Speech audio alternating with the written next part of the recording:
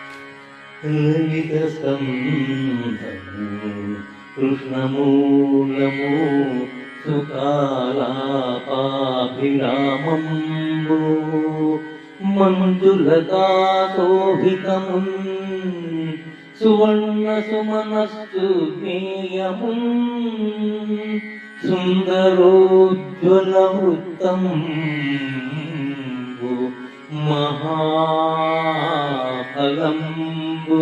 విమల వ్యాసాల వాలంబునై వెలయున్ భాగవతాఖ్య కల్పతరువుర్విన్ సద్విజశ్రేయమై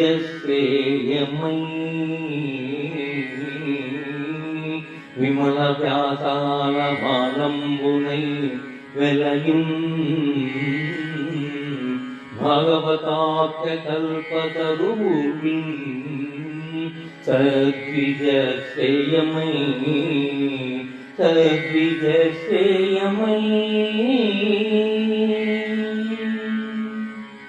శ్రీమద్భాగవతము కల్పవృక్షంతో సాటి రాగలిగిన మహాకావ్యం. ఇందులో ఏమాత్రం సందేహము లేదు. దీనిని రెండు రకాల అన్వయార్థాలు గల పద ప్రయోగాలతో ఇలా వివరించారు. కల్పవృక్షము కొమ్మలతో మనోజ్ఞమైనది అయితే భాగవతం స్కంధాలనే 12 భాగాలతో లలిత మనోహరమైనది. కల్పవృక్షం నల్లగా ఉండే వేళ్లు కలది అయితే భాగవతానికి మూలం భగవానుడైన శ్రీకృష్ణుడిగా కలది. కల్పవృక్షం చిలుకల పలుకులతో సతతం కూడి మనోహరంగా ఉంటుంది. అలాగే భాగవతం సుగ మహర్షి మధుర వాగ్ధారలతో మనోజ్ఞంగా ఉంటుంది. కల్పవృక్షం అందమైన పూల తీగలచే అలంకరింపబడినది. మరి భాగవతం మనోహరమైన వాక్కులతో అలరాడేది. కల్పవృక్షం మంచి రంగురంగుల పూలతో శోభిల్లుతుంటుంది. అదే విధంగా భాగవతం అక్షర సార్థకమై సజ్జనుల మనసులను అలరించేది. కల్పవృక్షం సుందరంగా ఉజ్వలంగా ప్రకాశిస్తూ గుండ్రంగా ఉంటుంది. అదే మరి భాగవతము సుందరము ఉజ్వలము అయిన చక్కటి పద్య వృత్తాలు కలదు. కల్పవృక్షం ఎంత గొప్ప కావ్యదార్థాలనైనా అందిస్తుంది. అయితే భాగవతం కైవల్యాది కామిత ప్రయోజనాలు సర్వం సమకూర్చేది. కల్పవృక్షం విశాలమైన చుట్టుకొలత గల మాను కలిగినది. అలాగే భాగవతం స్వచ్ఛమైన వ్యాసకృత వ్యాసాలతో నిండినది.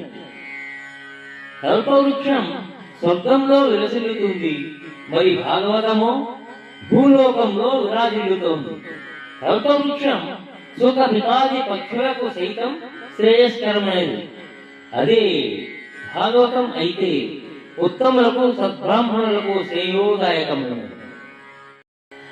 శృంగార పరంగా కవి పద్యాన్ని ఇలా సమన్వయించవచ్చు.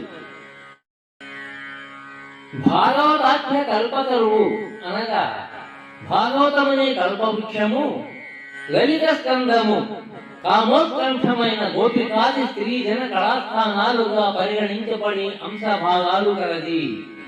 కృష్ణమూలము అనగా ఆ గోపికలకు శ్రీకృష్ణుడు ఆలంబనంగా కలది. సుఖాలాపాభిరామంబు అనగా ఉద్దీపన విభావాలైన సుఖపికాల కలస్వనాలతో అందగించినది. మంజులతా శోభితమున్ అనగా నాయికా సదృశమైన పూల తీగలతో సుమనోజ్ఞంగా విరాజిల్లుతున్నది. సువర్ణ సుమన మంచి రంగు కలిగినవి, మన్మథ బాణాల వంటివి అయిన పూలు కలిగినది. సుజ్ఞేయమున్ పరి ఆలంబన ఉద్దీపనాలతో ఆస్వాదించదగినది. సుందరోజ్వల వృత్తంబు అనగా ఆదరణీయమైన శృంగార రస నిర్భరమైన ఘట కలిగినది. మహాఫలము అఖండ రసానందమే ఫలముగా కలిగినది. విమల వ్యాసాల వాలంబునై అనగా స్వచ్ఛమైన శృంగార రస భేదాలకు నిలయమైనదై సద్విజశ్రేయంబై అనగా సహృదయులకు మేలు కలిగించేదిగా పూర్విన్ అనగా జగత్తులో వెలయం విరాజిల్లుతుంది అని ఈ పద్యం యొక్క భావం.